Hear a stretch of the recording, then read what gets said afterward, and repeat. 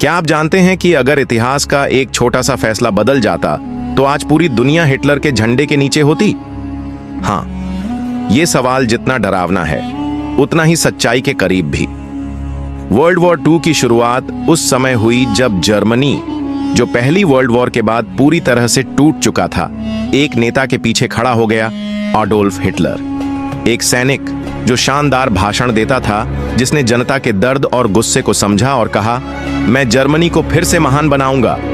सोचिए, अगर आप उस दौर में एक आम जर्मन होते, क्या आप भी हिटलर पर भरोसा करते? 1939 में हिटलर ने पोलैंड पर अचानक हमला किया, एक नई युद्ध रणनीति के साथ। ब्लिट्जक्रिग यानी बिजली की रफ्तार से हमला। टैंक, वायुसेना और जमीन की सेना तीनों ने एक साथ धावा बोला और पोलैंड चंद दिनों में टूट गया। क्या फ्रांस और ब्रिटेन इस हमले से पहले ही सख्त कदम उठाते तो क्या ये युद्ध रुक सकता था? पर हिटलर की सबसे बड़ी गलती थी रूस पर हमला करना। 1941 में जब जर्मन सेना सोवियत यूनियन में घुसी तो उन्हें ठंड, दूरी और स्टालिन की रणनीति ने रोक दिया। लाखों सैनिक मारे गए। इतिहासकार कहते हैं कि अगर हिटलर रूस से उलझने के बजाय पश्चिम पर ध्यान देता तो शायद वो जीत भी सकता था। सोचिए, अगर वो सिर्फ पश्चिमी यूरोप तक ही सीमित रहता, क्या आज दुनिया अलग होती? दूसरी तरफ जापान ने अमेरिका पर पर्ल हार्बर में हमला किया। ये वो पल था जब अमेरिका, जो अब तक युद्ध से दूर था, मैदान में उतर आया। क्या जापान ने ये कदम उठाकर खुद को बर्बादी की तरफ नहीं धकेल दिया?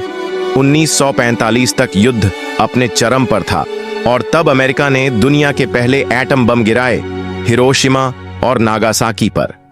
लाखों लोग एक पल में खाक हो गए। अब सवाल ये उठता है, क्या ये जरूरी था?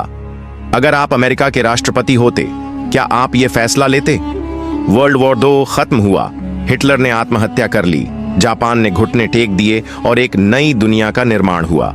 लेकिन ये सबक हमें आज भी सिखाता है कि जब सत्ता अंधी हो जाती है तो पूरी मानवता जल उठती है। अब आप बताइए, क्या हिटलर को पहले ही रोका जा सकता था? क्या एटम बम गिराना सही था?